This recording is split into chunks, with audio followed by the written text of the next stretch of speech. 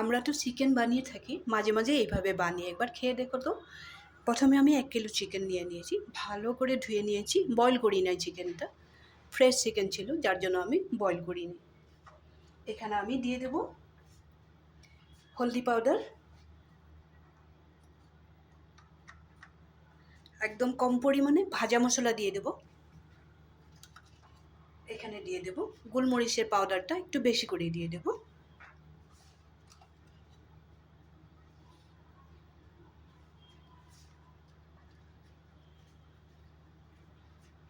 একটু দিয়ে দেব কাশ্মীরি লঙ্কার গুঁড়া কালারের জন্য।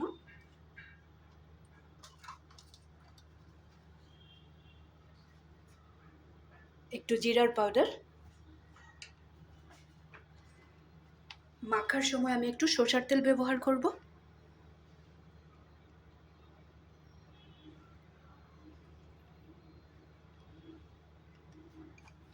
রান্না করার সময় আর তেল ব্যবহার করব না। এখন আমি করব হিসাব মতো একটু লবণ দিয়ে দেব।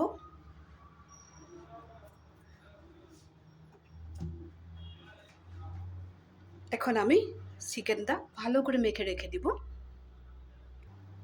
চিকেনটা ভালো করে মেখে নিয়েছি গুঁড়া মশলা দিয়ে। এখানে নিয়ে নিয়েছি মিক্সিতে কাঁচা লঙ্কা, 3টা পেঁয়াজ নিয়েছি, আর এখানে দিয়ে রেখেছি আদা আর রসুন। আদা রসুন এটাকে পেস্ট করে নেব। আদা রসুনের পেস্টটাও এখানে দিয়ে দেব।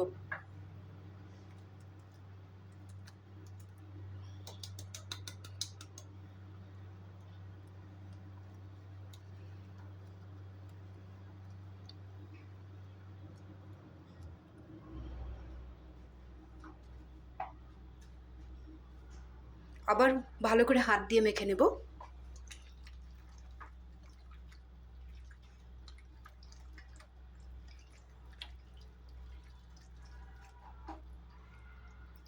একদম আমি যেভাবে দেখিয়ে দিয়েছি ওইভাবেই করবে, একদিন বানিয়ে খেয়ে দেখবে।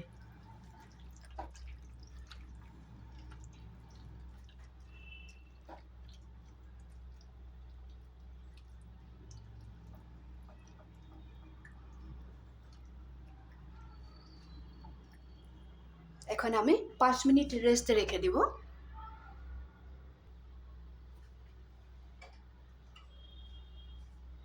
5 মিনিট বাদে আবার ফিরে আসছি। চিকেনটা খুব সুন্দর করে মশলার সাথে মেরিনেট হয়ে গেছে। এখন আমি একটা কড়াই বসিয়ে দিলাম। চিকেনটা মাখার সময় তেল দিয়েছিলাম, এখন আমি তেল ব্যবহার আর করব না। এখানে আমি দিয়ে দেব সামান্য পরিমাণে ঘি, ব্রাশ করে নেব।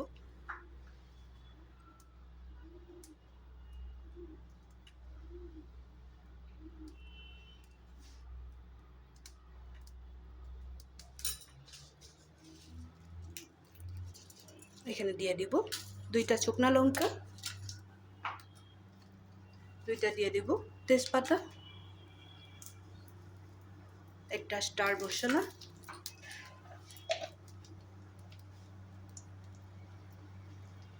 আর দিয়ে দিব থেতু করে রাখা 2টা বড় এলাচ আর 4-5টা ছোট এলাচ।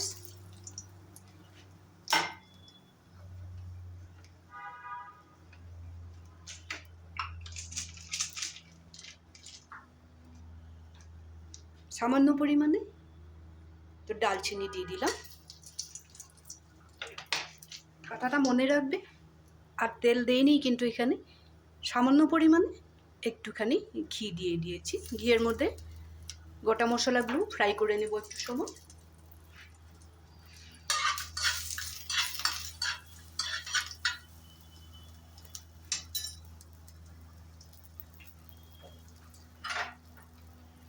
এখন এখানে ম্যারিনেট করে রাখা চিকেনটা দিয়ে দিব।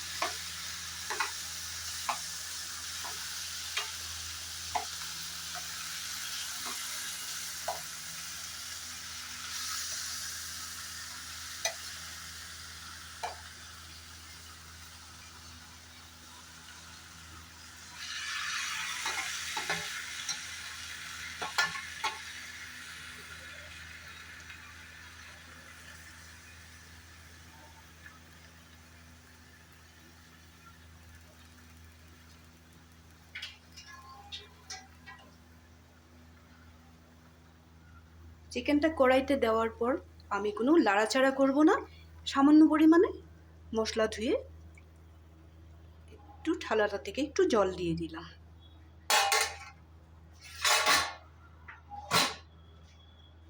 এখন আমি ঢেকে রাখবো আর গ্যাসের ফ্লেমটা বাড়িয়ে দেব।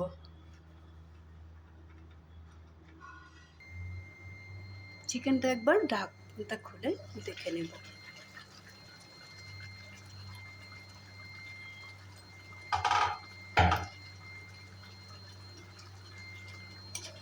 এখন চিকেনটাকে একটু নাড়িয়ে দেব, দেখে নেব। চিকেনটা প্রায় হয়ে গেছে। একবারেই আমি ঢাকা দিয়ে রেখে দিয়েছিলাম, এখানে কোনো জলও ব্যবহার করি নাই। যেভাবে মেখে রেখেছিলাম ওইভাবেই বসিয়ে দিলাম আর ওইভাবে রেখে দিয়েছিলাম। চিকেনটা এইভাবে খুব সুন্দর করে বয়েল হয়ে গেছে। এখন এখানে দিয়ে দেব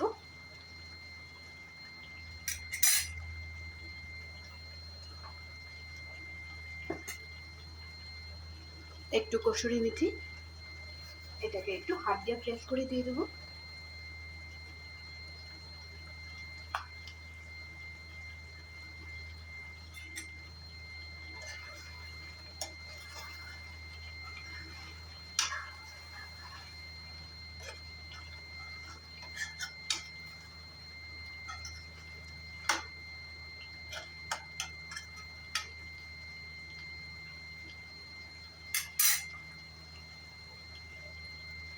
এইভাবে রান্না করলে খুব কম সময়ের মধ্যে হয়ে যায়, চিকেনটা খেতেও খুব বেশি টেস্টি হয়।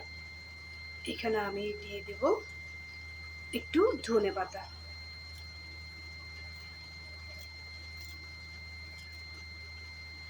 এইভাবে রান্না করলে 10 মিনিটও লাগে না।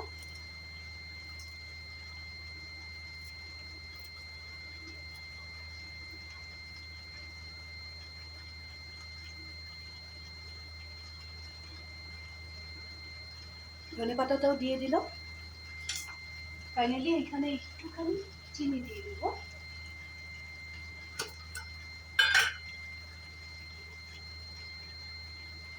খুব বেশি না, একেবারে কম পরিমাণে একটু চিনি দিয়ে দেবে।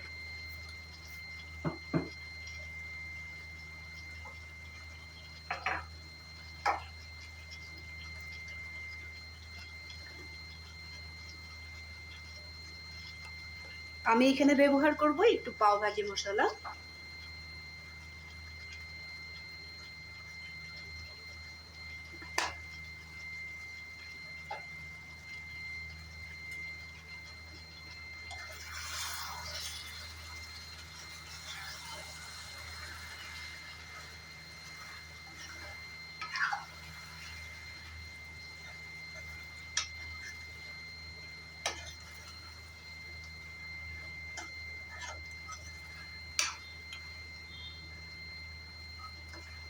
দশ মিনিটের মধ্যে চিকেনটা রান্না হয়ে গেছে।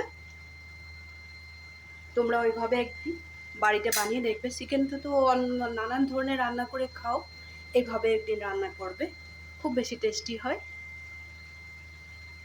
যদি এই রেসিপিটা ভালো লেগে থাকে তাহলে লাইক শেয়ার করবে, কমেন্ট করতে ভুলবে না। বাড়িতে একদিন বানিয়ে খাবে, নিশ্চয়ই ভালো লাগবে। ভালো থাকবে, সুস্থ থাকবে।